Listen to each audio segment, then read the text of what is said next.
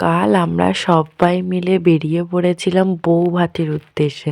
তো কাল এতটাই আনন্দ হয়েছিল বউভাতে গিয়ে যে সত্যি সবাই মিলে একসাথে একটা জায়গায় যাওয়ার আনন্দটাই অনেক।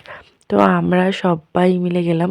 আর এই অটোয় যাওয়ার সময় যা হয়েছিল আর আসার সময় যা হয়েছিল সেটা লাস্টে দেখাবো। ওখানে চলে যাওয়ার পরেই লজের এই ডেকোরেশনটা আমার ভীষণ ভালো লেগেছিল। তারপরে এই রিসেপশনের এটা দারুণ হয়েছে। ভিতরে চলে যাওয়ার সঙ্গে সঙ্গেই বাবা গিফট দিয়ে দিল। আর এই যে হলো বৌমণি।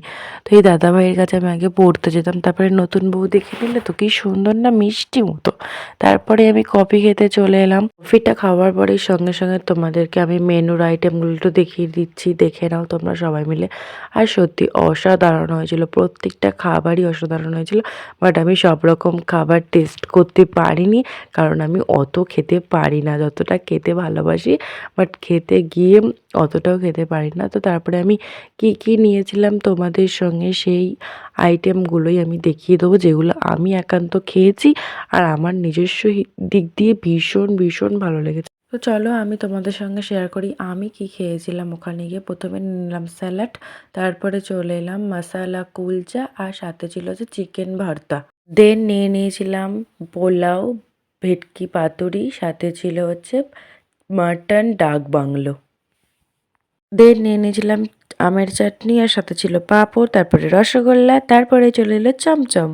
তো আমি এই যে দাঁড়িয়ে দাঁড়িয়ে একটু ইটিং। তো তারপরে একটু ভাবছিলাম যে প্রত্যেকটা রান্নায় চলে গিয়েছিলাম স্টলে, ওখানে একটু ঘুরেই তারপর আবার একটু আইসক্রিম খেয়ে নিলাম।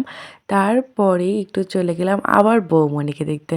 তারপর আবার চলে এলাম পান নিতে। তো আমি পান খাবো এটাই আমার ছিল ইচ্ছা, পানটা নিয়ে তবে বাড়ি যাবো।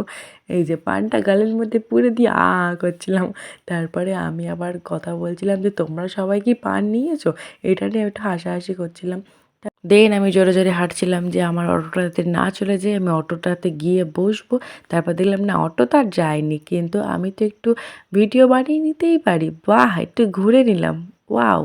দেন আসি এবার অটোর গল্পতে। তো এই অটোটাতে মোট ধরে হচ্ছে টেনে টুনে 6 জন, কিন্তু আমরা এই অটোতে গিয়েছিলাম 8 জন। সামনে ছিল ড্রাইভার কাকু, তার পাশেই ছিল একজন দাদু, তার পাশেই ছিল হচ্ছে জেঠু।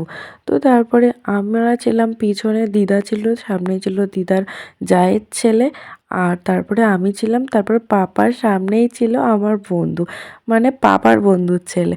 তো যাই হোক, আমরা ছোটোবেলায় সবাই একসাথেই পড়েছি, ও আর আমি। তো তারপর এটারই আমরা হাসাহাসি করছিলাম যে ও আমার পাপার কোলে বসে বসে আসছিল।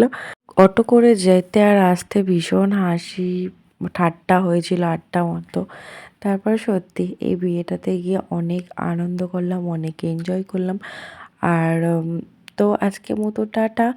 সবাই ভালো থেকো, সুস্থ থেকো, আর তাড়াতাড়ি আমার পাশে থাকো, আমাকে সাপোর্ট করো, এটাই তোমাদের কাছে আমার চাওয়া। তো তোমরা যদি আমার পাশে না থাকো তাহলে কি করে কি হবে বলো তো। তো গুড নাইট, টাটা।